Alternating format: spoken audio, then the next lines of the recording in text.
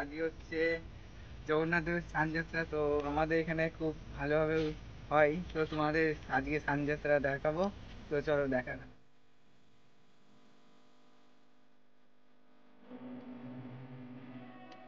গল্পটা শোনা এখানকার। এখানে বছর 7-8 ধরে রয়েছে। এখানকার একটু গল্পটা শোনাও তাহলে। গল্প বলতে আজকে জগন্নাথ দেবের স্নানযাত্রা।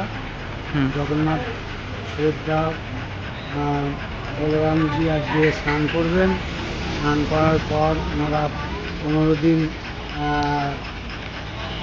গিয়ে থাকবেন। ওনাদের শরীর সুস্থ হওয়ার জন্য স্নান করে ওনাদের শারীরিক অসুস্থতা বোধ করেন, যার জন্য 15 দিন তাদের গিয়ে মন্দিরের আবদ্ধ অবস্থায় রাখা হয়। তাদের সেবা শুশ্রূষার তথ্য এই মন্দিরের ইয়েতে দেওয়া হয়। যে মেন পুরোহিত থাকেন তিনি একমাত্র ওই খাদ্য পথ্য সব দেন।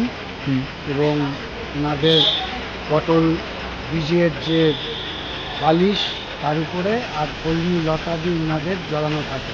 ওই জন্য এই 15 দিন পটল আর কলমি লতা ভক্তরা গ্রহণ করেন।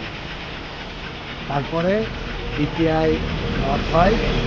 সেই রথে উনি আবার সকলের জন্য দর্শন দেন এবং রথের উপর চেপে উনি প্রত্যেকটা ভক্তের ধনী গরিব জাতি নির্বিশেষে উনি দর্শন দেন। এই জন্য রথে করে তাকে মূল মন্দির থেকে গন্ডিচা মাসির বাড়িতে নিয়ে যাওয়া হয় এবং মাসির বাড়িতে 8 দিন থেকে নবমীর দিন উনি আবার 9 দিন পর দশমীতে তিনি আবার নিজের মন্দিরে ফিরে আসেন। এ হচ্ছে রথযাত্রা বা স্নানযাত্রা জগন্নাথ দেবের মাহাত্ম্য। আচ্ছা, আপনার আরও বহু লীলা আছেন, যে লীলা বর্ণনা করা অনেক সময় সাপেক্ষ।